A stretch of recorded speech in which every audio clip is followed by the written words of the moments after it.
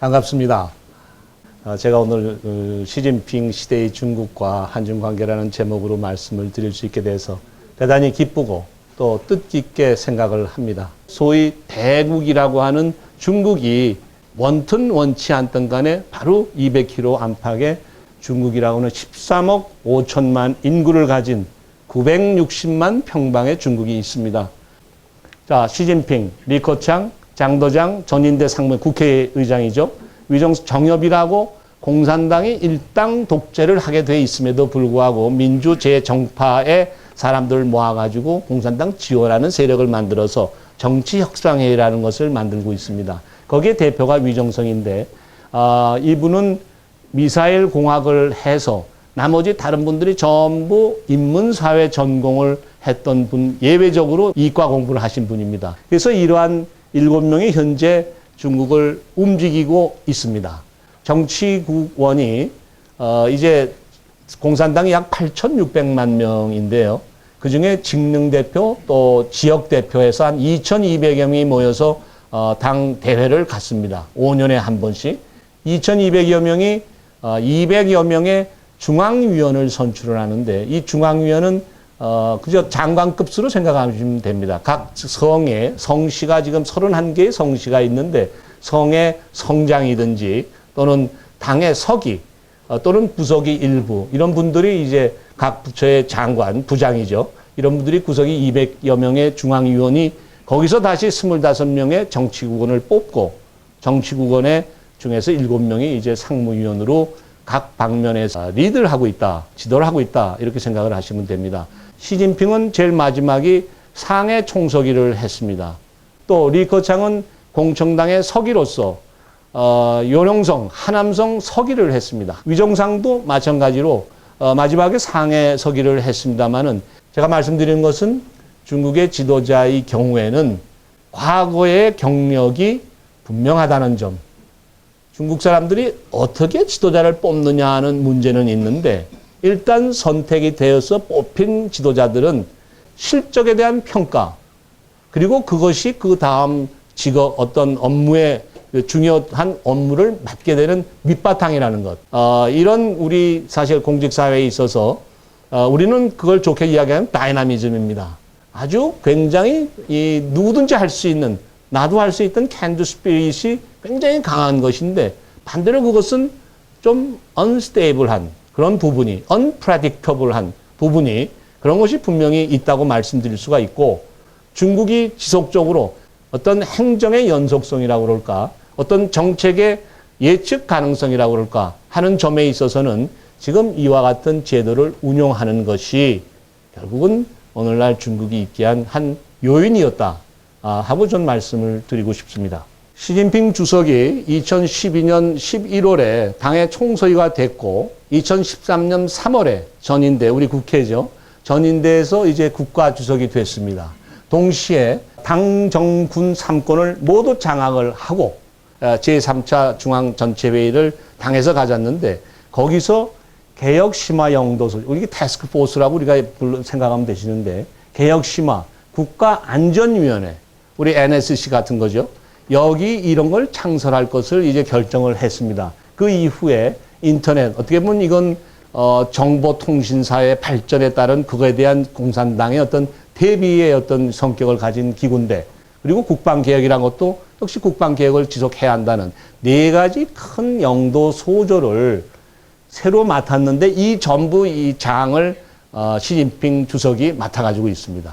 보통 개혁심화, 이건 경제 분야이기 때문에 과거는 경제 분야에는 총리가 맡았던 것이 예고 중앙인터넷 안전영도소조 이 부분은 선전 부분이기 때문에 전부 이 중요한 새로운 이 위원회의 장을 시진핑 주석이 맡아가지고 있습니다. 그래서 중국 내에서는 이 등소평 선생이 만들어 놓은 집단 지도 체제가 너무 한쪽으로 쏠리는 게 아닌가 하는 그런 우려를 표명하는 그 사람도 있는데 아마도 그럼에도 집단 지도라고 하는 그런 체제의 근본을 깨는 역할은 하지 않을 것으로 생각을 합니다.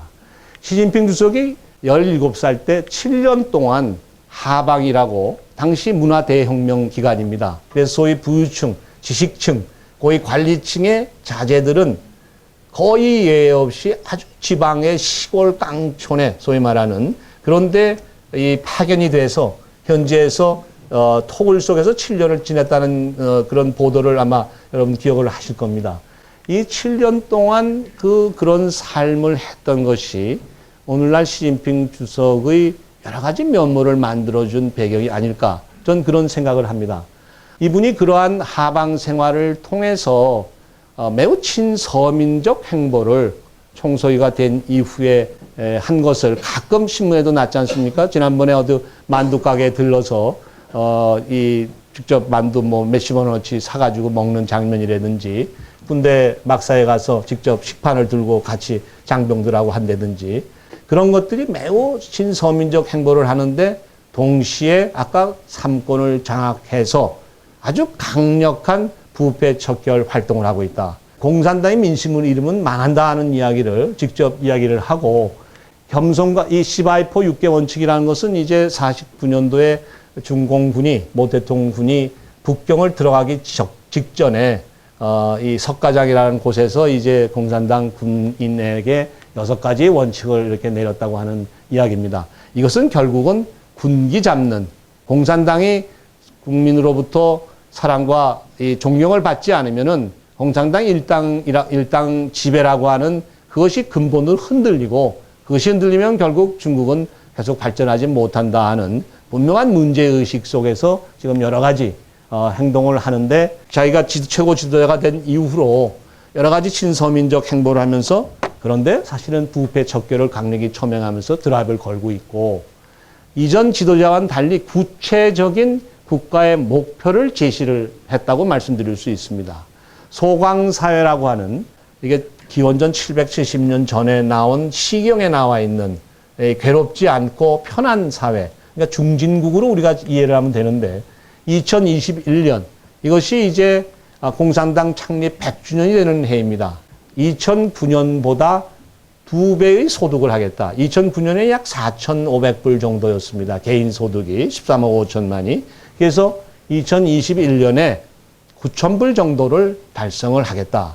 그것이 소광사의 실현인데요.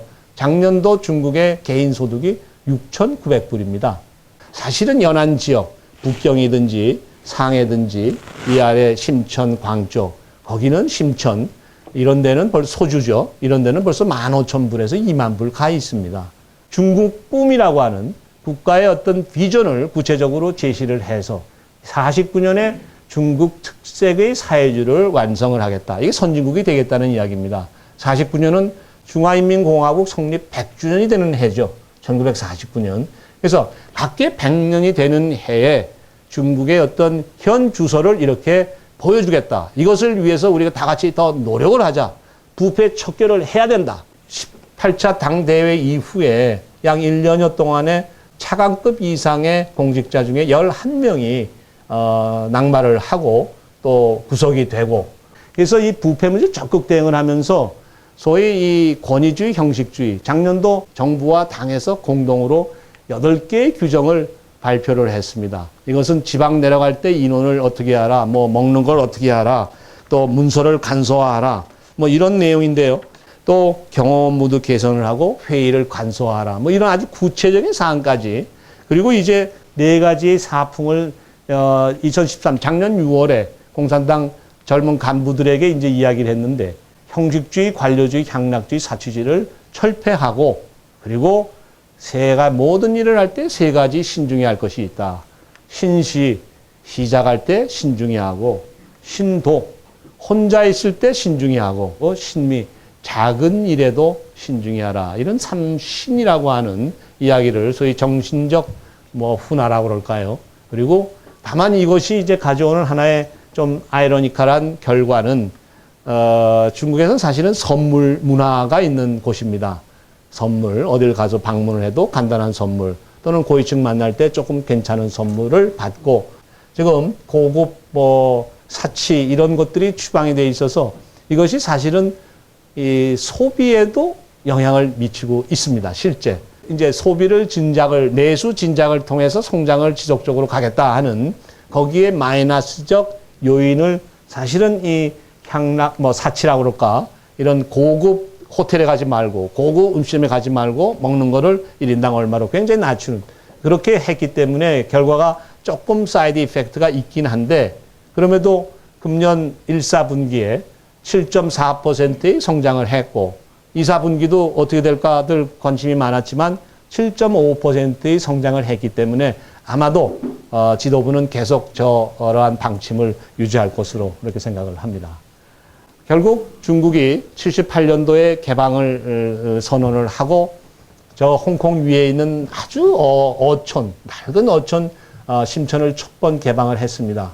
그리고 나서 5년 후에 등소평이 심천을 방문을 하고 하나의 글귀를 남깁니다.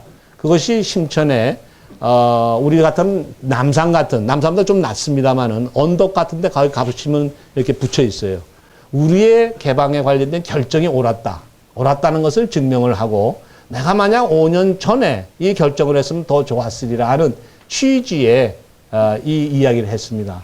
그래서 중국 특색의 사회주의, 중국 특색의 경제 발전을 하는 그런 과정에서 결국은 78년도 개방 개혁을 했기 때문에 국가 통합이라고 하는 더 큰 중국 가치에 의해서 저는 잠재웠다고 그럴까요? 이렇게 처리를 하고 그럼에도 곧 남순순하라고 기차를 타면서 남쪽 지방을 가면서 그럼에도 우리가 계속 해야 할 일은 개혁 개방일 뿐이다. 중국이 살 길은. 이렇게 이야기를 했습니다. 2012년 11월 18차 당대회를 통해서 시 주석이 당 총서기가 된 이후에 제일 먼저 찾아간 것이 심천입니다. 그것은 내외적으로 우리는 개방 개혁을 계속 하겠다 하고 행동으로서 표현했다고 전 이해를 했고 작년 11월에 3차 전체 중앙회의 모여가지고 회의를 한 결과 속에 이 계속 개혁 개방 심화를 하겠다. 그것이 개혁 영도 심화 소조를 만들고 지속적으로 하겠다. 경제상황 조금 전에 말씀드렸지 상하이 자유무역시험부를 작년 10월에 설치를 해서 원스톱 서비스가 기본입니다.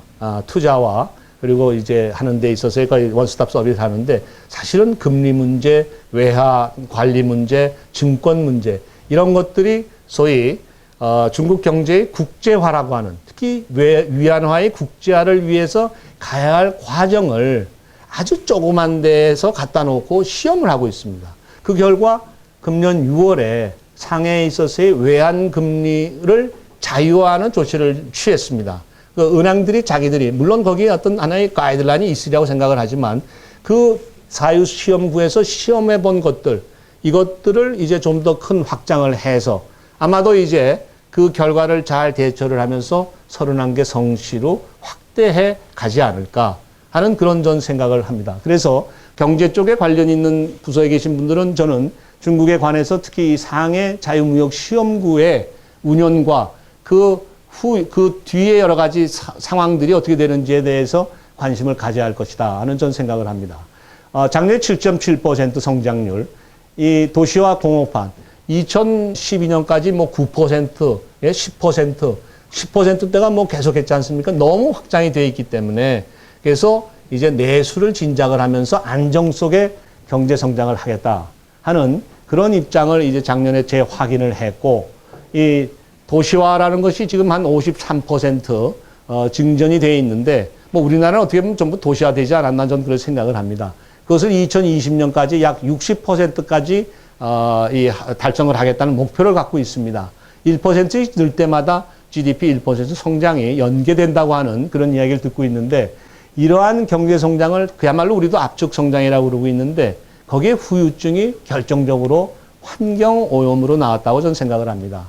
작년도에 특히 그 재작년도에도 있었습니다만은 작년도에 동부 연안에 거의 예외 없이 아주 그 몸에 나쁜 스모그가 결국은 이 환경 분야에 어떤 미쳐왔던 영향이 결국은 그 형태로 나타났고 이것은 단기일 내에 해소되지 않을 문제가 아닌가.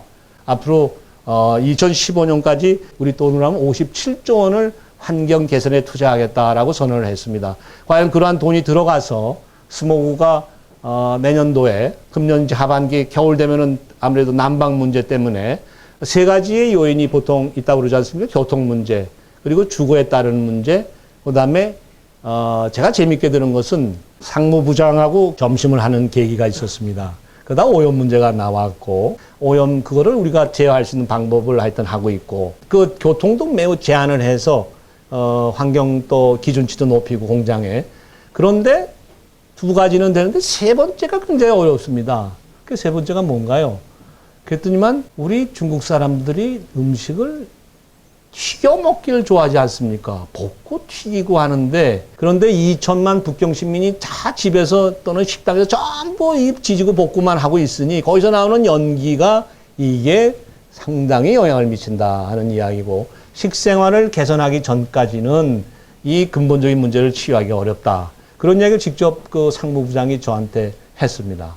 그래서 이 오염 문제는 그런 식생활 뿐만이 아니라 지금 여러 가지의 그 압축 성장으로 야기되는 저 심천이든지 소준이 또 광주 이쪽 가는 데는 땅을 파면 뭐 아래 전부 다 뭐 시커멓다고 하는 이야기를 종종 듣습니다. 지금 스모그가 중국 지금 경제 성장에 굉장히 큰 문제로 지금 야기가 될 것이고, 그것은 제가 생각에는 1, 2년 내에 해소되지 않는 지속적인, 그래서 돈을 지금 아까 말씀드렸듯이 우리 돈으로 57조 원을 2015년까지 일단 넣겠다고 합니다.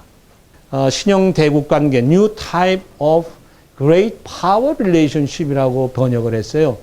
2012년 2월에 시진핑 당시 부주석 시절에 미국에 가서 이 말을 처음 꺼냈습니다.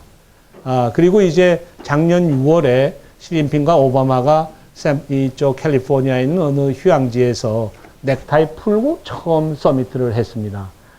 완전히 노타이로, 그리고 어디 이 비공식으로, 예? 실무 방문을 통해서 이렇게 만나는 거는 진짜 중미 관계에 있어서의 하나의 획기적인 변화다. 그만큼 중국이 이제 우리도 컸다. 뭐 그런 거 가지고 그냥 우리 밑에 세우느라고 혹시라도 잘못되면은 하는 인식에서 변화. 왜냐하면 미국은 벌써부터 그런 스타일로 해왔기 때문에 미국 스타일에 중국이 맞춰갈 수 있다는 중국 자신이 자기 스스로 자, 우리는 뭐 미국과 비슷하게 동등하게 하는 인식을 하고 있는 것이 아닌가. 그것이 바로 이 신형 대국 관계의 기본입니다. 우리 큰 나라끼리는 싸우지 말고 서로 존중하고, 그리고 서로의 그 핵심이라는 것을 우리가 존중을 해서 같이 호혜 공용을 하자 하는 것이 세 가지가 이제 핵인데, 아시아에 있어서의 어떤 정치 지금 질서에 있어서도 뭐 흔히 지금 신문에 많이 나지 않습니까? 아베 중국 중일 간에, 또 우리 자체로서의 80년대만 해도 국제 정치학회에서의 화두는 일본입니다. 일본이 어디까지 발전할 것이냐, 미국을 쫓아갈 것, 미국보다 넘어가지 않겠느냐, Japan is number one. 그러한 뽐 잡고 있던 일본이 잃어버린 10년을 통하든 또는 중국이 급부상을 하건 간에 이 어떤 그동안의 밸런스 오브 파워의 근저가 흔들렸고 급격한 움직임이 진행될 수밖에 없고, 또 우리는 그럼 어느 위치에 가 있느냐 하는 문제가 매우 우리 정책 기반관들에 있어서는 중요한 과제다.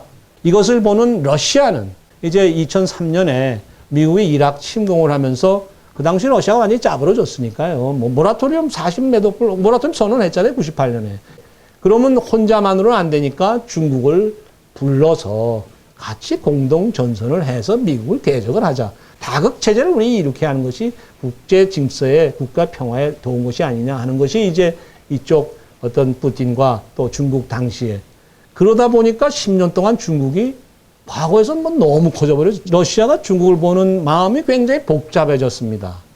동지, 이번 우크라이나 사태를 두고 중국은 기권을 했습니다. 유엔에서.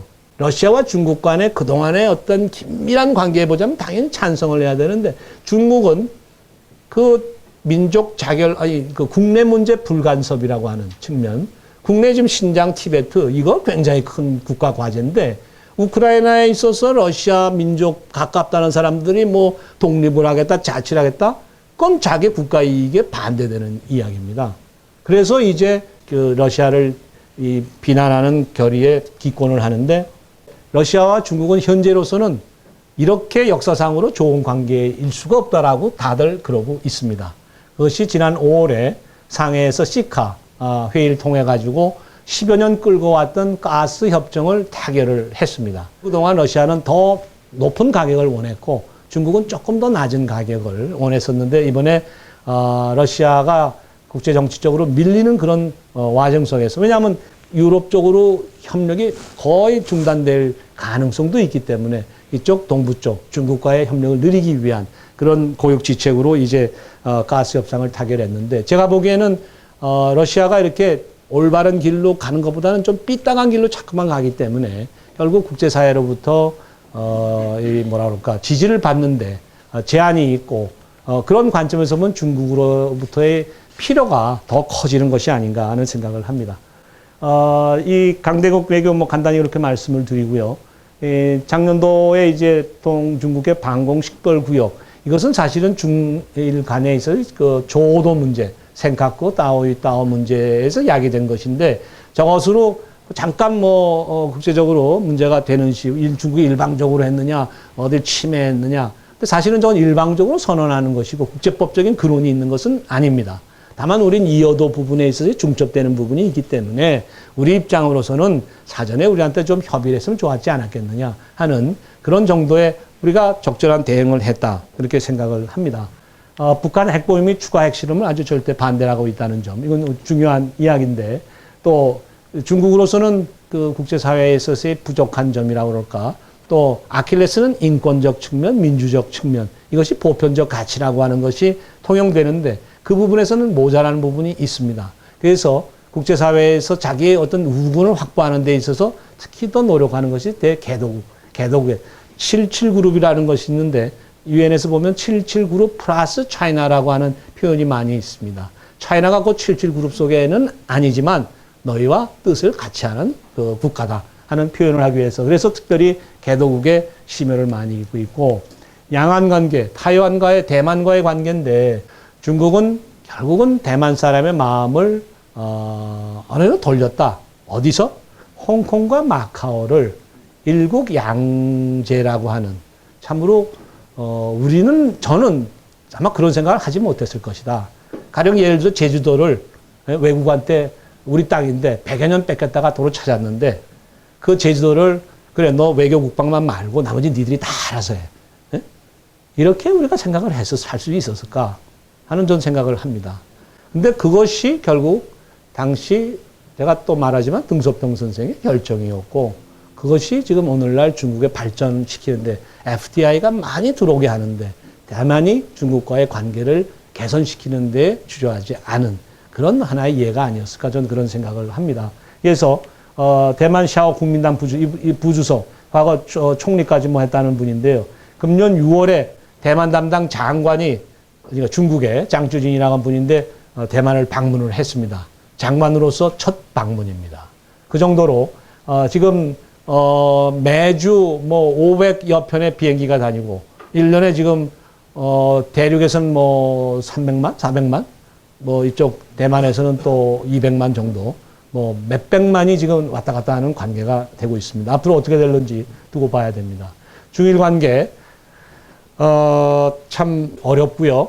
아베라는 사람과, 아베 총리로 인해서 우리도 굉장히 어려움을 사실은 받고 있는 게 현실인데요. 여러 가지 중에서 한 가지만 제가 질문을 드리고 싶은 게 있습니다.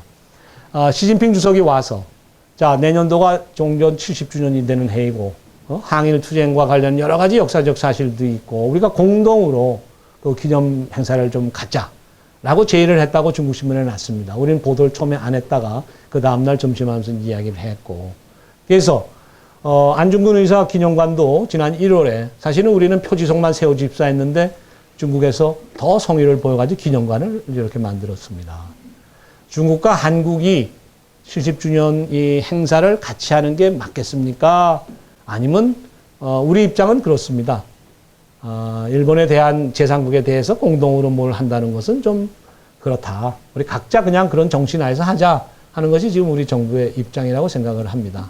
그 결과인지 2012년보다 작년도 수출입 액수가 사실 줄었습니다. 그래서 우리 작년도에 한중 간의 교역이 2,800이 조금 안 되는 수준인데, 이런 추세로 가면은 저희가 역전할지도 모르겠다는 생각이 듭니다.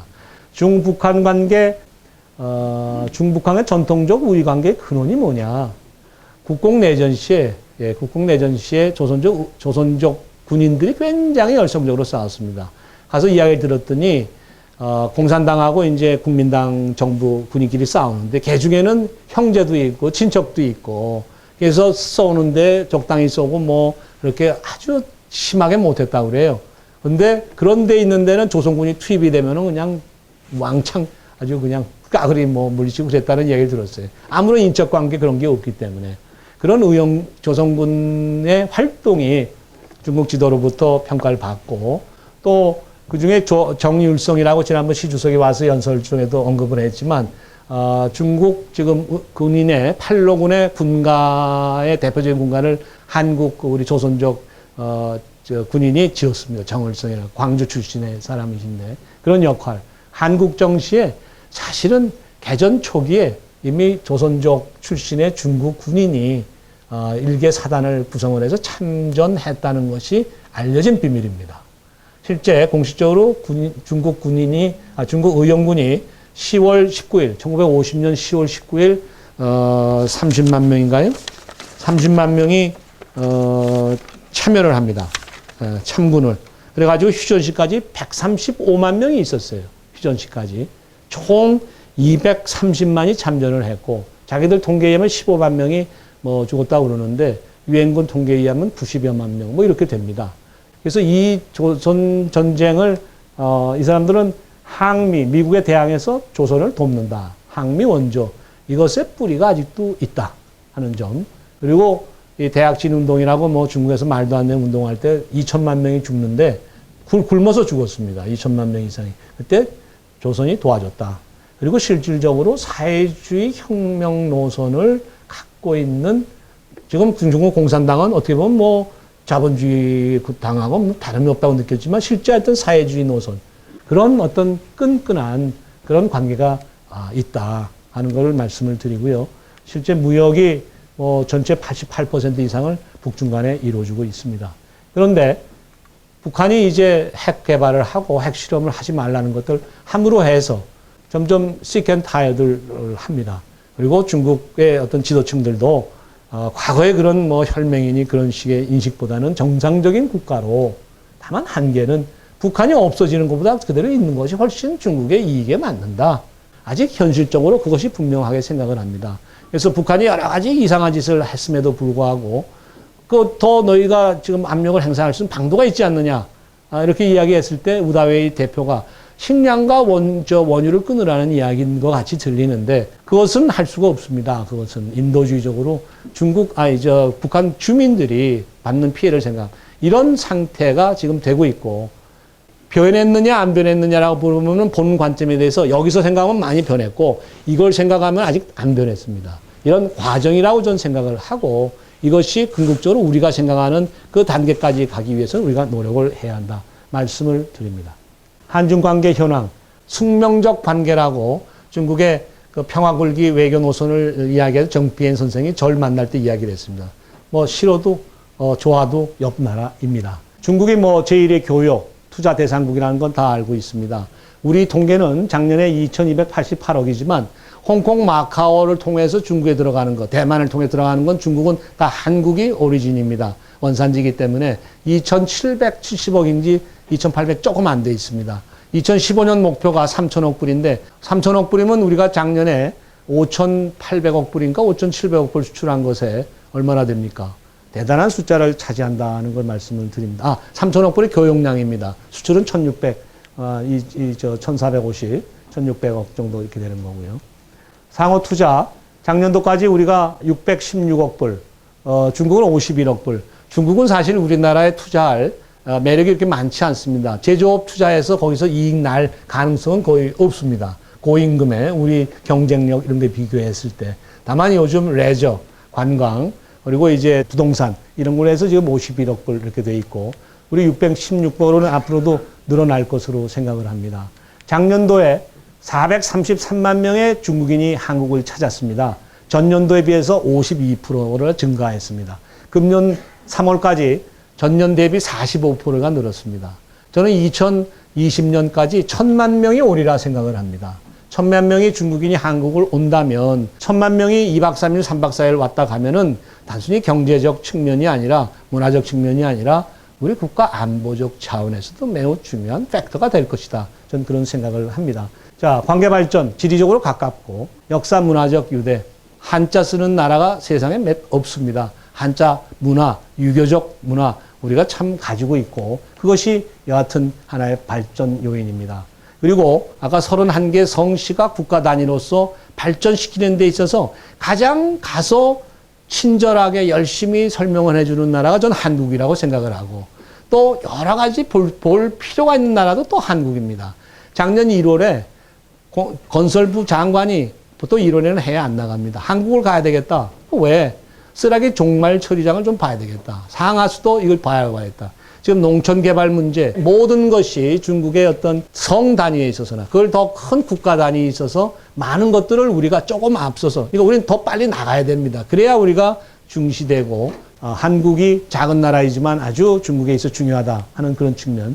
이 한반도 평화 안정 유지라는 것은 우리에게 아주 사활적 문제인데 중국도 못지않게 중요한 과제입니다. 이 사람들의 외교의 목표 중에 하나 주변국 외교가 있고 주변이 안정이 돼야 국가 발전이 지속된다는 걸 이 사람은 아주 피부적으로 느끼고 있습니다. 그러니까 한반도 평화 안정 유지하는 것은 우리에게도 좋지만 중국에 있어서도 굉장히 중요한 사안이다. 이것은 서로의 공동 집합 부분이다라는 걸 말씀을 드리고 비핵화 마찬가지고 새로운 국제정치 경제 질서 에이펙에 있어서도 무역 자유화 우리는 무역으로 많이 해야 하는 중국과 입장이 같습니다.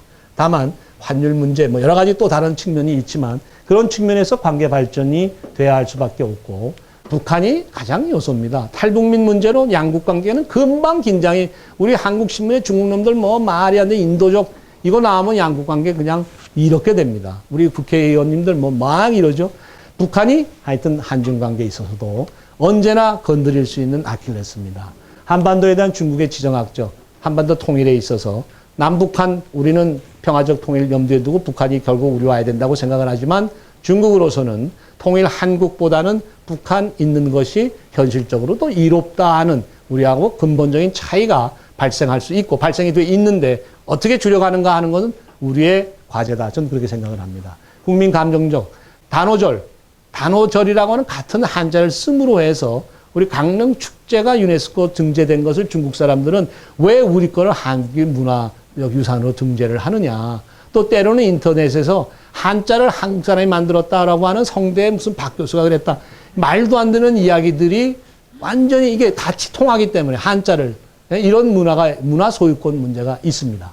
역사인식 문제. 이 부분은 중국은 고구려 지방정권의 하나라는 인식이 아주 밝혀 있습니다. 우리는 이건 항상 크게 싸워야 할 원칙 준수라고 아까 말씀드리는 거기에 대표적인 것이 우리의 역사에 대한 우리의 인식. 그건 항상 크게 떠들어야만 지킬 수 있는 것이라고 생각을 합니다. 그리고 해양경계, 이건 뭐 옆에 붙기 때문에 크고 작은 영사 문제, 3천억 불의 물적, 800만 천만의 인적 교류, 크고 작은 문제들이 자칫하면은 양국 관계를 긴장시키게 만듭니다.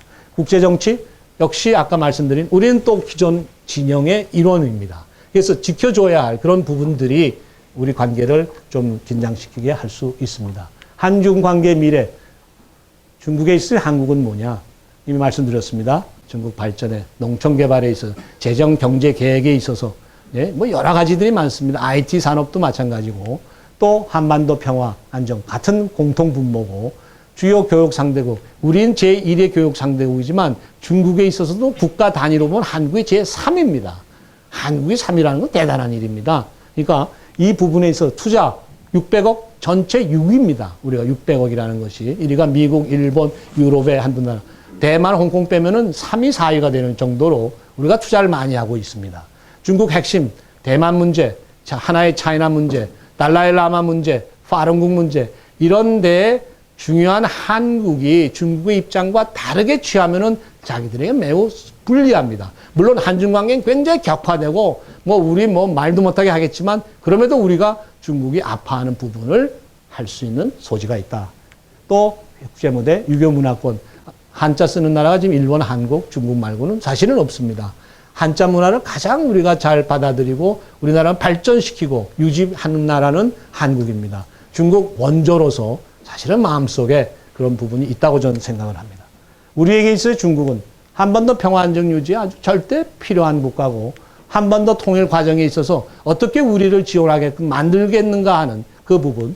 이것은 앞으로 이제 그 시점이 왔을 때, 지금 통일이 바로 임박했을 때 우리 한국민들이 전체적으로 의사를 모아가지고 결정을 해야 할 과제다. 저는 그렇게 생각을 합니다. 근데 아직 그 시점은 다가오지 않았고, 끝으로 등소평 선생 말씀 한마디만 더 전하면 미리 걱정하지 말라 그랬습니다. 미리 걱정하지 말라. 여러분들 앞으로 어떻게 될지 너무 미리 걱정하지 마십시오. 그때 가서 걱정할 거면 하면 좋지 않나 하는 생각입니다. 13억 5천만의 소비시장, 이런 나라가 어디 있습니까? 200km만 가면, 2시간만 가면 되는. 배로 가더라도 하루면 다 갑니다.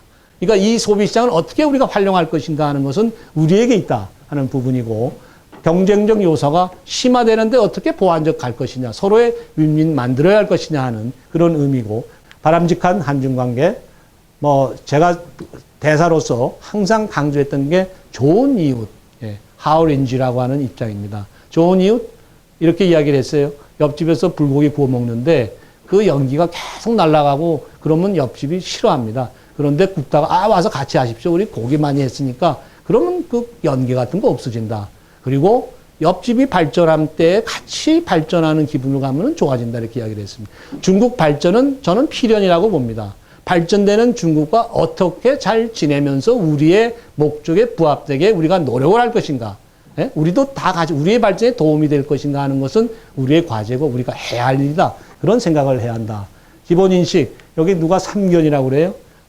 꼴볼견에 편입견에 그런 일견 이렇게 하는데 여러 가지 사항을 잘 보면서 이야기를 해야 한다.